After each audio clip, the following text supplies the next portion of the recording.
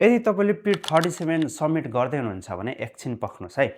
पोल्यान्डमा जो लामो समयदेखि बसिराख्नु भएको छ, तपाईँहरूलाई थाहै होला हरेक वर्ष हामीले P37 सबमिट गर्नुपर्ने हुन्छ र त्यो कन्फर्मेसन आफूसँग राख्नुपर्ने हुन्छ। त्यो भर्दै गर्दा यदि तपाईँ एज अ प्यारेन्ट्स हुनुहुन्छ भने र तपाईँसँग आफ्नो बच्चाहरू छन् भने बच्चाको नाम पनि तपाईँले P37 मा रजिस्टर गर्न सक्नुहुन्छ, जसले गर्दाखेरि गभर्मेन्टले दिने सपोर्ट तपाईँले पाउन सक्नुहुनेछ र त्यो पैसा तपाईँले आफ्नै अकाउन्टमा पाउन सक्नुहुनेछ।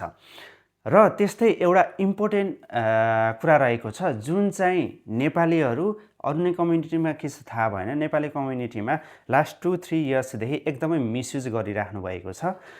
जुन भनेको आफ्नो बच्चा रजिस्टर गर्नुपर्ने ठाउँमा अरू कसैको अथवा फेक बच्चाको नाममा पनि रजिस्टर गरेको थाहा पाइएको छ, जसको कारणले गर्दाखेरि उहाँहरू पछि लिगल समस्यामा पर्न सक्नुहुनेछ। त्यसैले तपाईँको आफ्नो बच्चा छ भने रजिस्टर गर्नुहोस्, एकदमै त्यो गभर्मेन्टले दिएको सपोर्ट लिनुहोस्। तर हुँदै नभएको बच्चा बनाएर अथवा आफ्नो कसैको रिलेटिभको बच्चाको नाम हालेर आयो पैसा भनेर त्यसरी गर्ने काम कदापि नगर्नुहोला, जसले गर्दा तपाईँको पोल्यान्डको स्टेमा पछि लिगल समस्या आउन सक्नुहुनेछ। यस कुरामा एकदम ध्यान पुर्याउनु होला। Thank you.